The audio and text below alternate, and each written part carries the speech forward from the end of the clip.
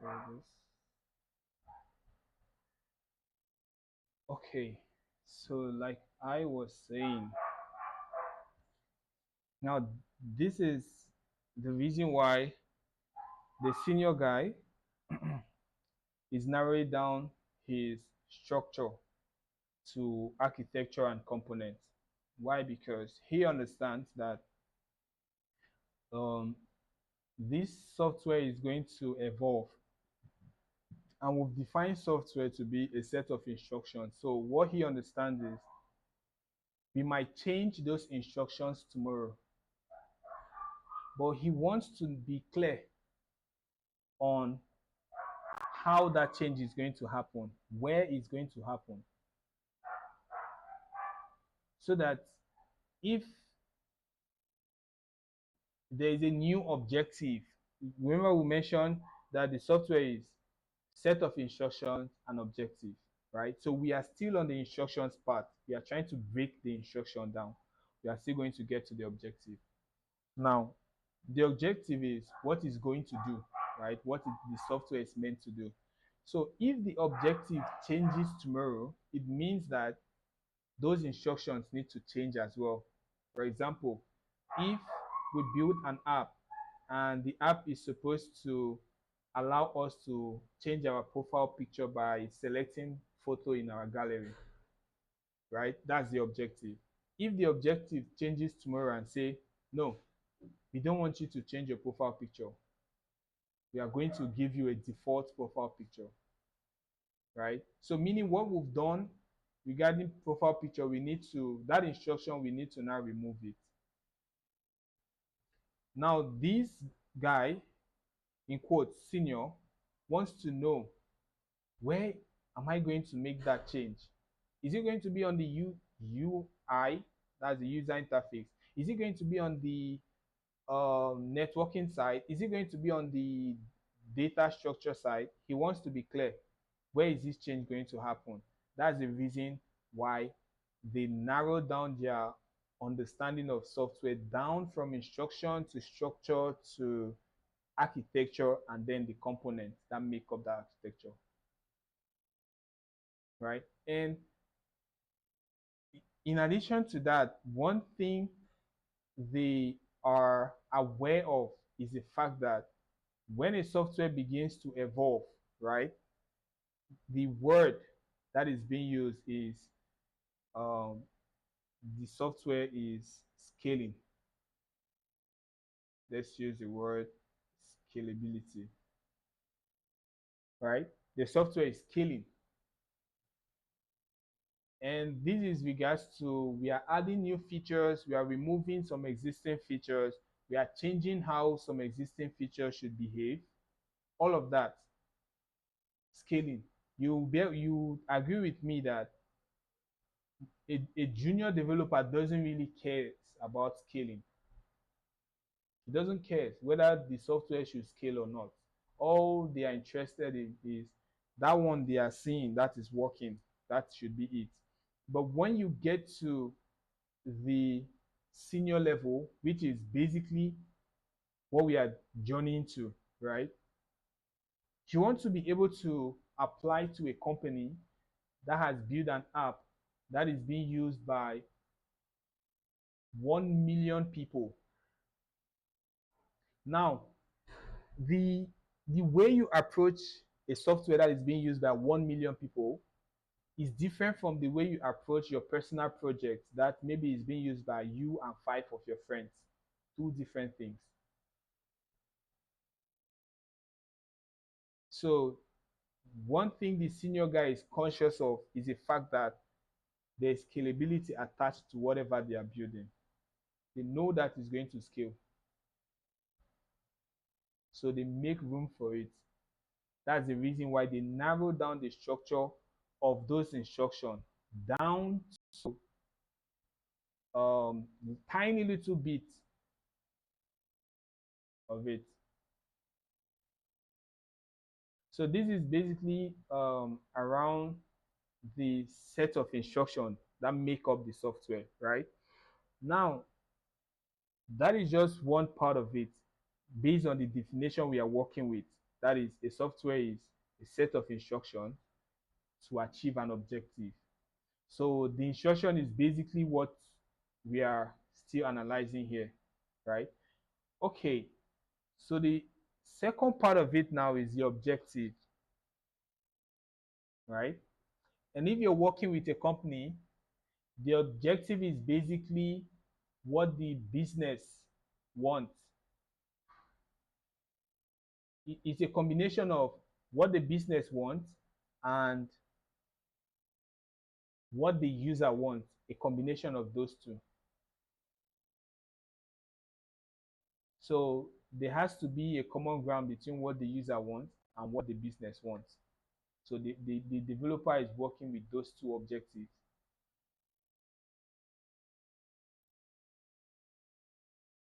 So the the thing about the objective of the software is um,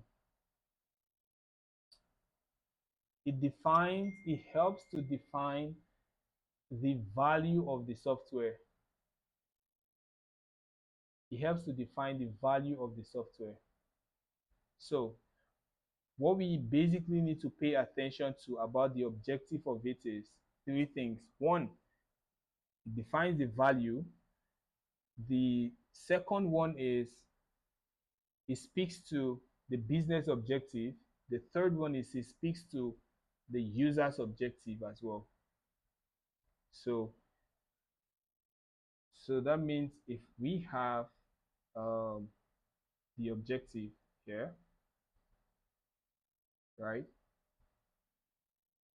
It speaks to three things. One, the value. The second one, um, no, I think we should leave it as the value. And then inside of the value, we have the business value, right? And the user value.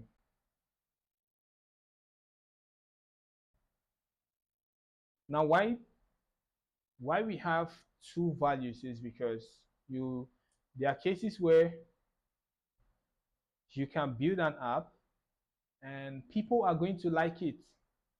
You have thousands of users who like who like the value the app is offering to them, but it's not offering any business value. Business value in the sense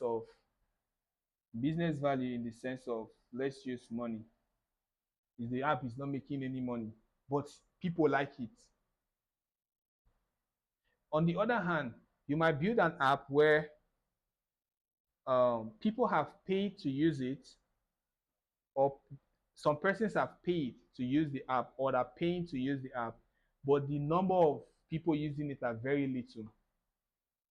So it's meeting um, business objective, or cases where people have paid to use an app, but the app is not fulfilling, is not giving them the value they want, but they've paid to use it. Probably because at the first instance of the app, maybe you've used it and you're navigating, and then the app tells you to subscribe to upgrade to premium. And you're subscribing because you have hope that, oh, the premium is going to offer you more value, and then you subscribe and it doesn't. Now it's the app now is offering business value, but on the user side is not offering them value. So the objective of the software is both the business and the user value, balancing the two of them.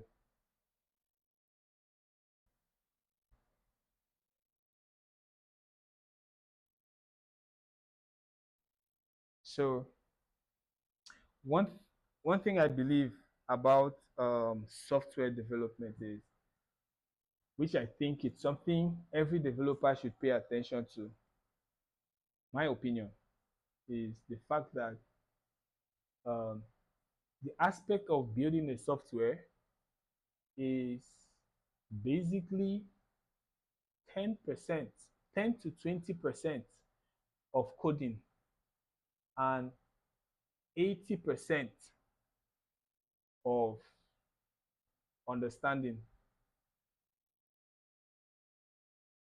That's why um, you get to see some senior developers who tell you, oh, they built this app in 1 week. Oh, they built this app in 14 days. Because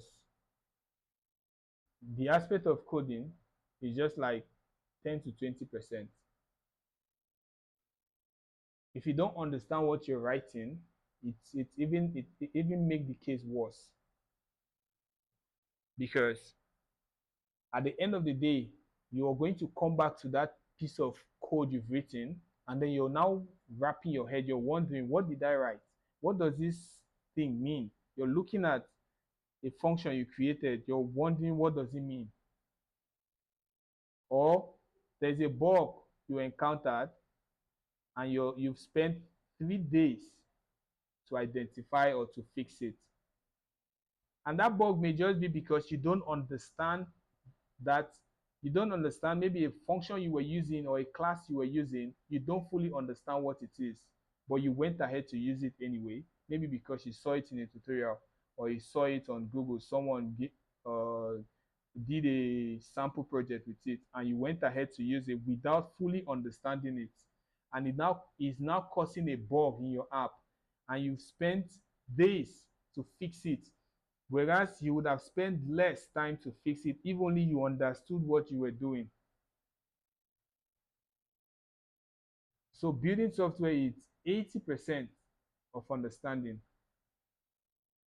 So I came up with this, I came up based on that knowledge, I came up with this principle, right? I came up with this principle which I call diffuse. So what it simply means is define before use. If you're not able to define something, you shouldn't use it. That's what the principle simply means. If you don't know what a class, let's say you're trying to create something and there's a particular class you're supposed to use to do it.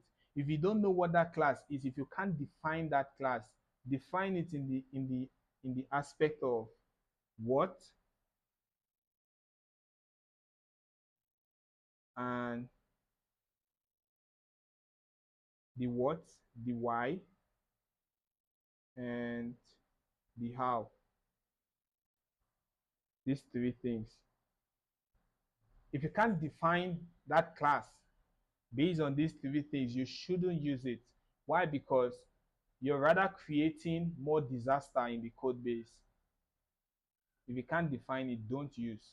Only use it when you understand, when you can define it. It's going to help you a lot. So this is one of the approach I use. Whether I want to use a library or I want to use a new class, or there's a function in a language that is going to help me achieve something. Before I go ahead to use it, I want to define it. What is it? Why should I use it? The why is in the aspect of there are other alternatives. Why should I use this one? Then the how is, how should it be used? What is the best approach? Should it be used? If you write Flutter, if you write Flutter, you should understand that. And this is now not just Flutter alone. If you're working with any reactive programming framework, right? Flutter is one, Jetpack Compose is one. Any reactive programming framework, if you're working with it, the most important thing you have to understand is state management. Everything about the reactive framework is about state. So you have to understand how state management works. And understanding it is not just by using, maybe there's a library that was created to help me use it well, or there's a tool somewhere I just have to download on my project and make use of it. No, it's more on you first of all understanding state management without using any package, and then using the package now is just to make your life easy because you already understand what it is. You've been able to define what it is. Like I tell some I've told some Flutter developers. Now I'm just using this as an example to create a scenario here. I told some Flutter developers that, do you realize that the most popular state management package in Flutter, which is provider, is using just one principle of object-oriented programming? So which means if you understand that principle of object-oriented programming, you might not need provider as a state management package.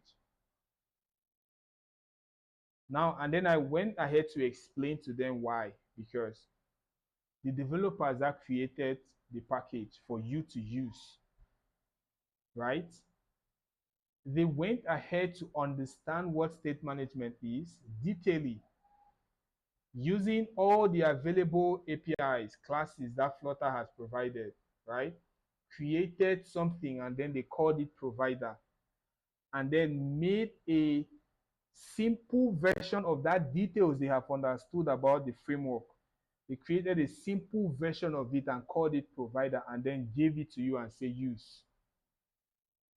Now, if you want to verify what I'm saying, right?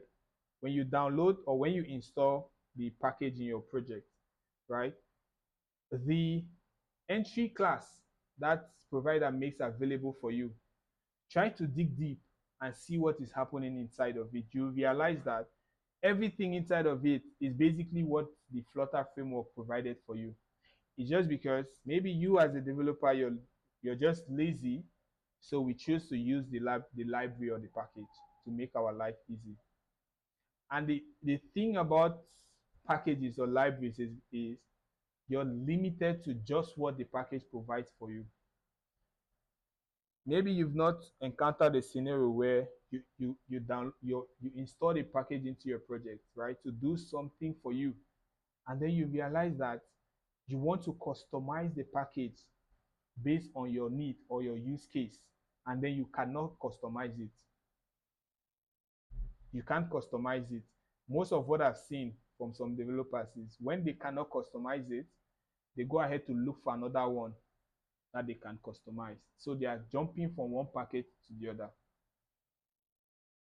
And some of these packages are the implementation behind them is very, very minimal. Very, very minimal. Something you can just dig deep into it and see what it does, understand what it's doing, make use of it without using the package.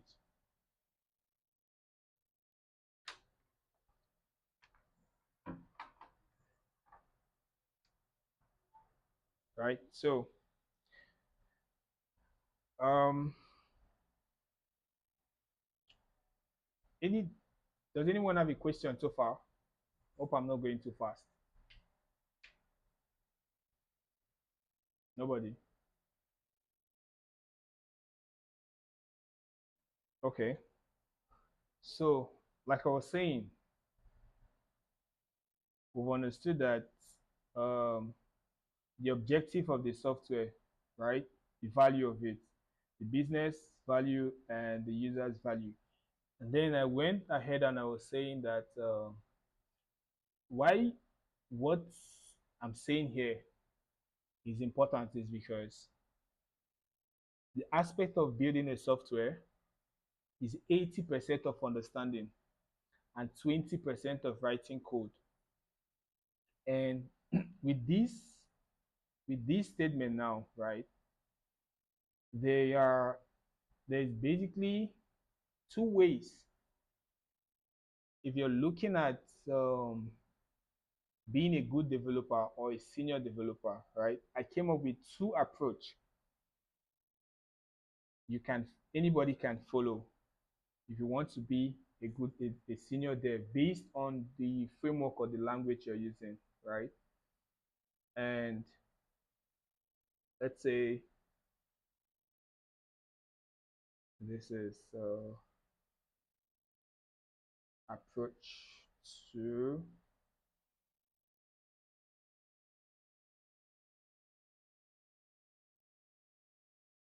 so the first one is familiarity with the syntax. Now, the syntax I'm referring to whatever language you're working with. Is it Dart and Flutter? Is it Kotlin? Is it Java? Is it JavaScript? Is it TypeScript? Right? Familiarity with the syntax. And then the second one is building the depth of your understanding.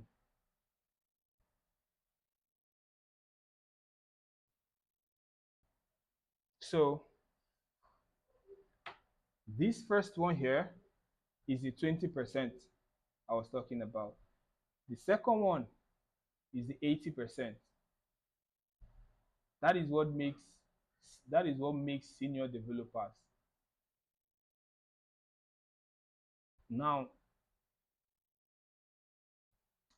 the thing about the second one, why it's 80%, is because when you build the depth of your understanding, it doesn't matter whatever language is given to you, you'll be able to write it.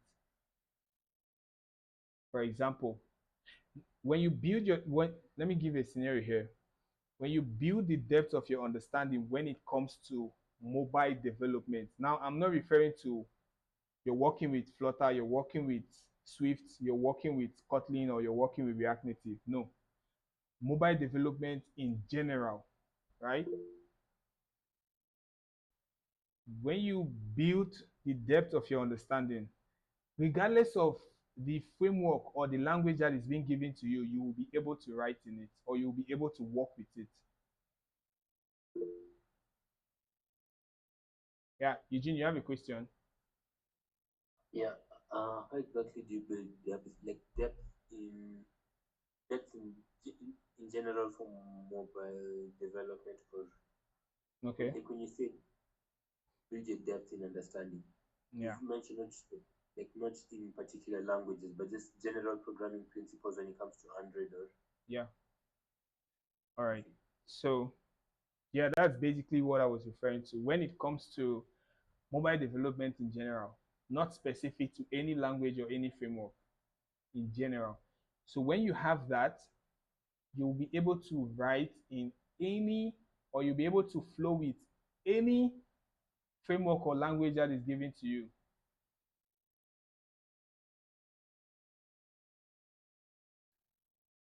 And if now this is where the definition or the difference between and I'm just going to say this just in case anyone here is looking for someone that is going to mentor them. Now, this is where the difference between a mentor and a coach comes in. If you're looking for someone that is going to teach you Flutter as per the syntax, or someone that is going to teach you JavaScript as in the syntax I'm referring to when it comes to Flutter, how to create widgets, when it comes to JavaScript, how to write functions, when it comes to Kotlin, how to create classes, interfaces, and all those stuff. If you need someone to teach you that, it falls under familiarity with the syntax, right? What you need is a coach,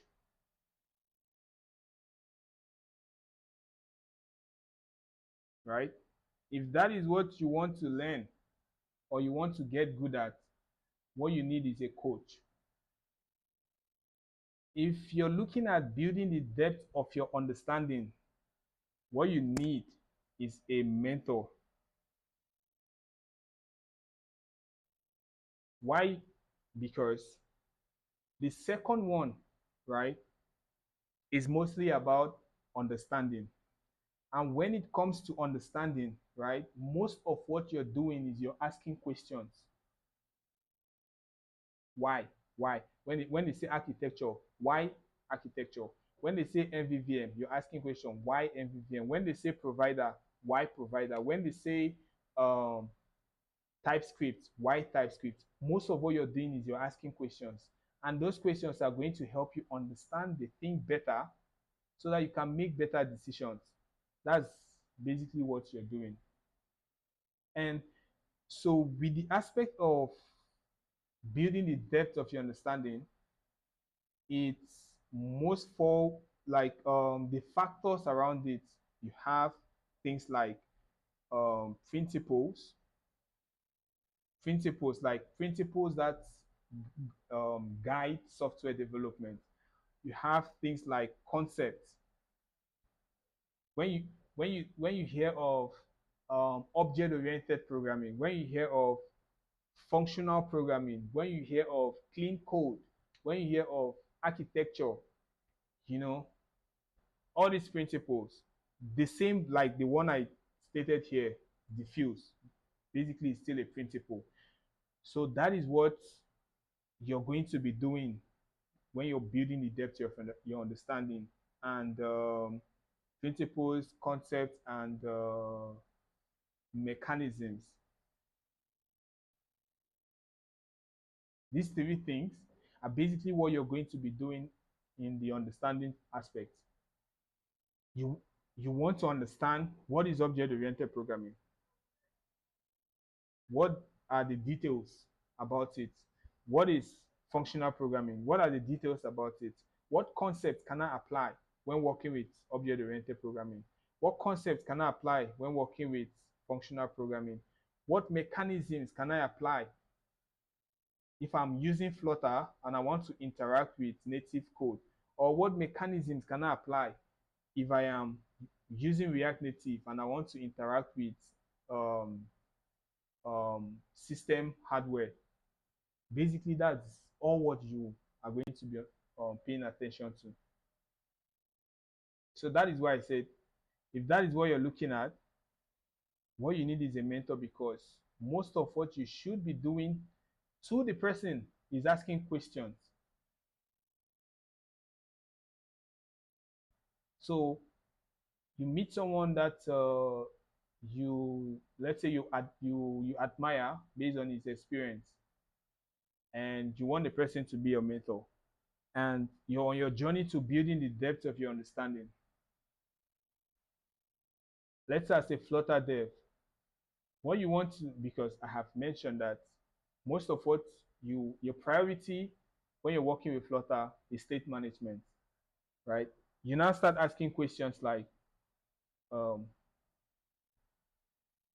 how can I efficiently, like, what is the one thing to understand about state management? You start asking questions like that, or you ask the person, when it comes to state management, what is the best approach? What approach do you use? You know, those are questions you start asking them. But if you're still on the journey of understanding the syntax, how to write, the syntax now is coding. The building depth is engineering. They are two different things, right? So this is to just to help you to know on how you can narrow down your approach to software development. You know what to pay attention to, right? So, and this also can also help you to kind of like come up with a timeline. And I'm going to give you like a approach on how you can, like ways on how you can approach each of them. So if you're working with the first one, which is familiarity, right? Um,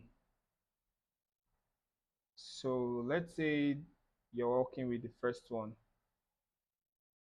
which is familiarity, right? One of the ways you can use in building or increasing your familiarity with a particular language or a syntax is building projects. Building projects don't really help you to understand something, but it helps you to increase your familiarity with different things. Now, why is that and how true is it? This is how true is it. For example, if you decide today that you want to build, or let's say a company hires you, let's say a company like Chowdeck hires you as their mobile developer. Now you're basically going to be working on the Chowdeck app, which is in quotes a project, right? That is going to help you to become familiar with certain classes and APIs. That is certain classes, APIs, and function based on the language you're going to be using. One thing I know is you're going to become familiar with is how to work with Google Map. So that is familiarity. You will become familiar with how to work with Google Map, familiar with Google Map APIs. APIs, I'm referring to classes around Google Map. So let's say you are working with you're working with Instagram. You're working on the Instagram app, right? You're going to be familiar with network API, networking APIs, HTTPS, WebSocket, retrofit, and all those stuff is going to increase your familiarity with anything that has to do with networking. If, say, you're working in a bank, Access Bank, for instance, you're going to be familiar with APIs around security. So the fastest way if you want to increase your familiarity with a language is to build projects. Just build projects, different types of projects. For instance, one of the projects I did in my early days was to build a music player. That increased my familiarity on how to work with files, how to work with storage on devices, how to access media files, how to manipulate media files, how to work with audio playback, all these things. It increased my familiarity with them. Does it mean I understood them? No. I was just familiar with them. I could tell if I want to access pictures on your device, this is the class I need to use. If I want to access videos on your device, this is the class I need to call. Does it mean I understood what the details about that class? No. I just knew about them. Right? So building project is I think one of the ways you can increase your familiarity with a language or a framework, the syntax of a language or a framework. So just build projects. It might not be big, tiny little projects, but these projects should be targeted towards different things. Let's say today you might build a project. Say, I want to build a camera app. Let the app just renders the camera, and I should be able to snap a picture and save it on my device. What you are going to be familiar with is how to work with the camera API, how to save pictures on the device, how to access storage permissions. You're going to be familiar with all of that. You might not understand them, which is fine. You're at that point you're just working on your familiarity with the syntax, right? Then on the other side, understanding,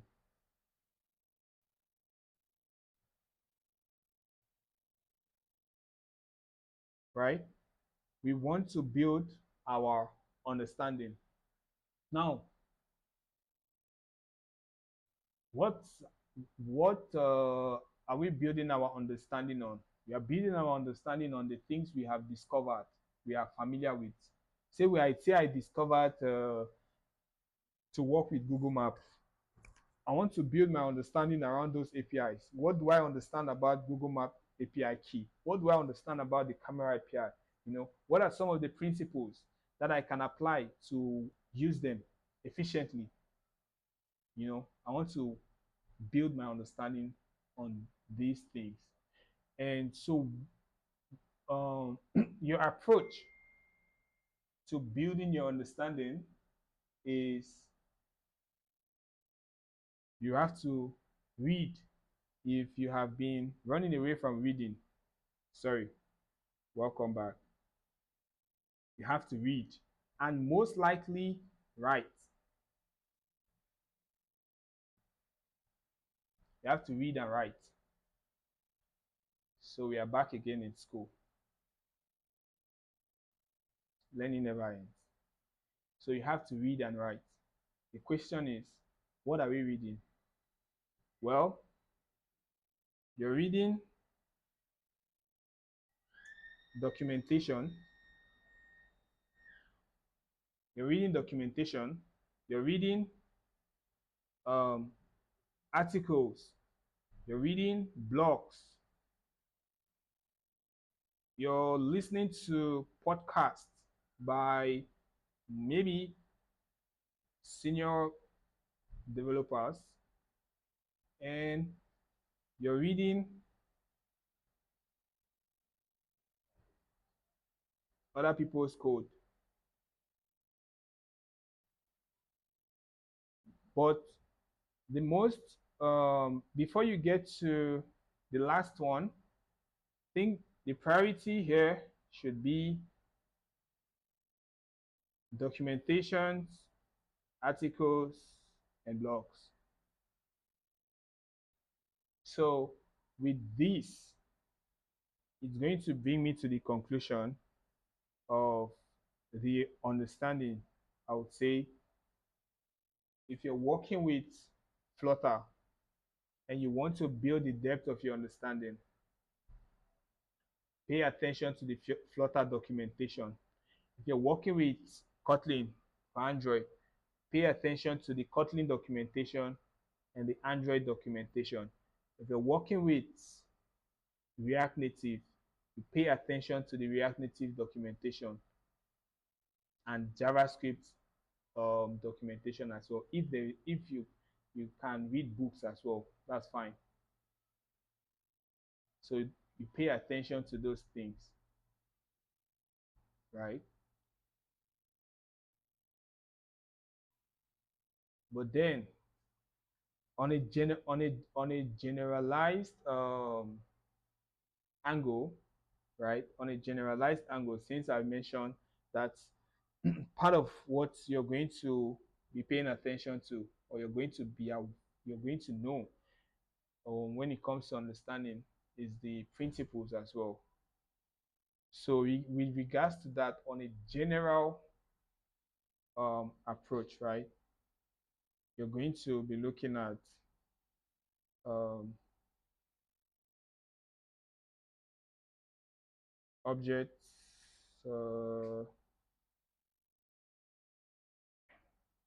oriented programming. So we are going to go deep into this one, and we are going to go deep into this other one as well, functional programming. So if you understand the first one, the second one will become easy for you to understand. But if you understand the second one, it might not be easy for you to understand the first one, right?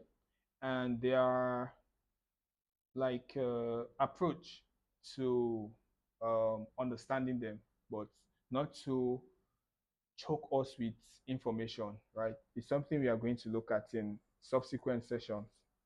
So today, what I basically wanted us to do was to lay a solid foundation on how we see software and how we see software development, because I think that is where you should start from. I believe that we already have our own opinion, or we have a perspective of how we see what a software is and how we approach software development, right? So maybe you're familiar with most of the things I've said, maybe not, right? I'm only bringing to you um, ways to shape our perspective on how we approach software development and how we see software, because how we define what a software is, how we see it, will determine how we are going to build it. If I don't ever know that a software is going to evolve, maybe I will need to change something. It is going to shape how I will build it as well. I might not take into consideration of the fact that some things are going to change in the future. But if I am aware, I have the perspective that these things will likely change in the future, I would account for them. I'll make room for that change. Have you ever you probably been using your phone and you realize that the applications on your phone are just updating automatically? Well, that's because um, the developers, either the app developers or Google or Apple from the App Store, they understood that that piece of software was going to evolve in the future. They are going to need to change things in the future. There is going to be a need. Google Play has a settings for automatic updates. I think Apple too does. So Google knew that there's going to be a time when the developers of those apps are going to push an update. But we don't want these people to come back to the App Store to update them. What if we just check something on the App Store for auto update? So whenever there's an update, the app will automatically update. So they knew that the software was going to evolve. So they make room for that change, for that evolution. So it's the same thing too. When we have a perspective of software, right? We first of all define our scope, how we see it. That how we see it is now going to shape how we are going to work with it or how we are going to operate it. So that's it. Anybody has a question so far? I think I've been talking a lot so that we can um, round up with our session for today. So most likely in the next one, based on the um, is it what would I call it now? Is this summary or what's it called? That's what we are going to be looking at. Forgetting what such document is called. So based on that, right? For the first month, basically what we are going to be, everything we are going to be talking about is around user experience and design. Is around user experience and design. So that's what we are going to start with in our next session. And around user experience, based on how we have started here, we are going to start our user experience from the root, where user experience actually, where the root of user experience is coming from, right? So that's where we are going to start from. User experience doesn't start from you, it doesn't start from whatever the UI UX designer has given you or whatever the product designer has given you. It doesn't start from there. It starts from the root of the device itself. So that's why I tell most designers, I always advise designers. And for what we are going to look at, right, it's going to give you the confidence whenever you're working in a team and there's a designer that is giving you designs for you to implement. Based on what we are going, the things we are going to look at, you can see a design and you go back to the designer and tell you this design cannot work. You have to change it. And you will be saying it with confidence because un- you have understanding that can back what you're saying. Let me give you an example. Um, you know, some designers do put some funny animations on their designs, right? Now, some of those animations are not necessary. Why? Because whenever, and this is something we are going to look at in details in the next session, whenever you create a UI component in your app, right, that the operating system of that device, whether it's Android or iOS, right, goes through a number of process before it renders that UI element on the screen. And that happens, that should happen in milliseconds. And there is a fixed amount of milliseconds it has to happen within that time frame. Now imagine if you have, let's say, if that's a particular element, UI element, that you're going to put the animation on is just one element, and you have 15 other elements to render on the same screen, and one of it has a complex animation. Now, the device have a fixed amount of time it's supposed to complete rendering a single element. If it doesn't complete rendering that element within that time frame, the next element is going to come in to, it's just like let me use something to illustrate. Let's say we have the uh, let's say it's a button, and the button is pay, and we have added an animation on this button, right? Now we have, let's say we have 10 other elements to render on that same screen, right? The device has a fixed amount of time, and we are going to look at it. So while we are looking at it, you can look, is even written on your phone. So this will also help you if you're buying a phone. You can pay attention to it. It's going to determine how fast the device renders elements on the screen, right? You're going to see it on your phone. So this is going to help you to build UIs that are efficient and fast. So you won't be paying attention to whatever the designer is saying. When they give you something that is complex, you push back and tell them this cannot work. Make it easy because of this. And what I say, I always tell designers is try to understand the system for which you're building for. I can tell you a lot of designers, they design mobile applications, but they don't understand how the Android operating system works. They don't understand how the iOS operating system works. Why? But an understanding of it is going to help you to design something that is going to work well on it. It's just like me giving you a bedroom slippers when you're living in a muddy environment and it's rainy season. You're going to fall.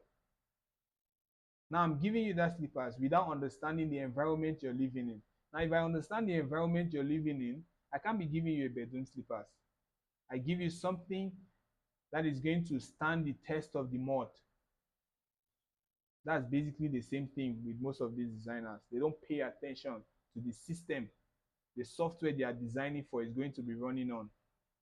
So in most cases, if you see an animation or a design that is complex, based on what I'm going to explain now, you push back and tell them, this thing looks complex because it's going to be difficult to be rendered on the screen. So some of those animations are not necessary, right? And this also depends on the device that will be running the app. So let's say we have this button here and there's an animation on it, a complex one, or they've asked you to animate the button in a certain way. And we have 10 other elements to render on the screen. Now the device has a specific time frame to render each element. Now, if it does not complete rendering this button, right, the next element is going to come on, is going to add on it. Now, what happens? We now have two elements in the loop. It has to complete rendering, and it's still doing the first one is not done. The second one has come in. Now, while it's still in the process of doing that, it has not completed the second one. The other one is going to come in. While it's still trying to fix, the other one comes in, just like that. Now, once it keeps happening like that, and then maybe an image this time, and you're trying to change the color of the image, you're trying to edit the image, something like that, it comes in and it's taking time to render as well. Do you know the error that the device is going to throw for you?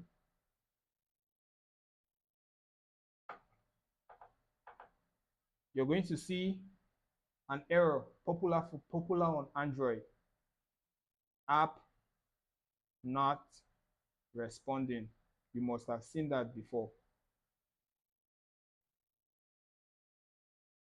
So it's going to throw you this error. They call it ANR. App not responding, meaning it's still rendering some things or it's still doing some work behind the scene and it has not completed within that time frame. So it has a time frame. If it doesn't complete that work within that time frame, it throws this error. And this error is coming from the system, not your app. So which is um, there's another error which is OFM. Is it? No. OOM, out of memory. So this one is if the UI guy gives you a complex element to draw on the screen, right? And it mostly happens when it comes to images. You're using a large image file. You want to render a large image file on the UI on an image component. And that image file you're rendering is taking a lot of memory. There's a limited amount of memory that is being assigned, and it has used more than that. The app is now going to throw an out of memory, and this one is an exception. The app is just going to shut down. It's going to crash. You can't handle it. You can use maybe your try and cache stuff, but if you don't handle it, the app is just going to crash. But with this one, it doesn't really crash the app. It's going to throw you, if you're familiar with it, a modal that tells you app not responding. Then it gives you two options: wait or close. If you say close, it closes the app, or it stops that process that is running on the app. If you say wait, the dialog will just dismiss and the process will keep running. Right? So it's something to understand around about user experience, because is what we are mostly going is part of the development we'll be doing on the software, what the user interact with. So user experience is kind of like perception and interaction, what the user sees and how they interact with what they see. Right? Eugene, you have a question? Your hand is up. Oh, you can just finish then and last. Yeah, I'm done. You can go ahead. First, I wanted to ask if you could scroll back to where you started with the short notes you're giving. I just wanted to confirm on something you had written because I was taking a few notes from that. Then I wanted to ask if by any chance you had resources we could go through before next week's class. Okay. So I'm actually recording the session, so I'll check the file size of the recording, then I'll share it, because Okay. it's not Yes, I on just go through cloud. the Yeah. recording because I missed that. Okay. And for the resources, for the resources, um, let me see.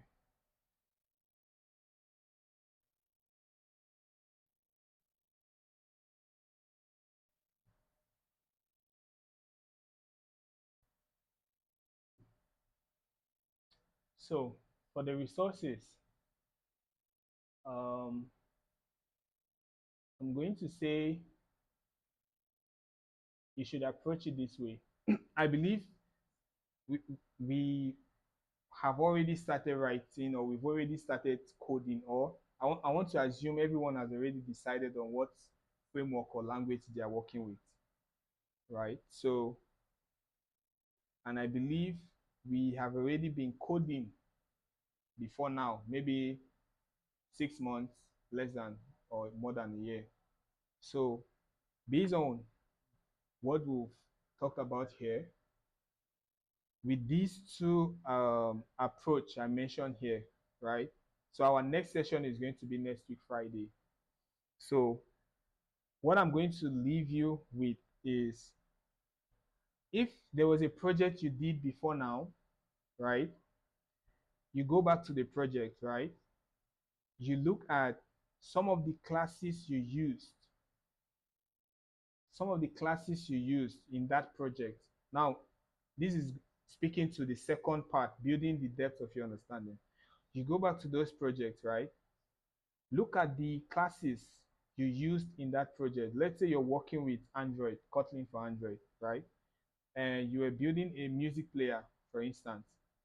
One of the class you're going to use is media player, or maybe file storage, Go to that class, look at the documentation on the Android online doc about that class, read about it to understand what that class does, trying to apply this principle to define what it is, the what, the why, and the how. So you can go to the project, come up with a list of the classes you used or the libraries you used in that project. Try to define, use this approach, these three things. Define the what, the why, and the how. Yeah, so the call is ending. And if there is any question, we can drop the questions in the Slack channel. Then I respond to them. So just so if we log out any second from now, right?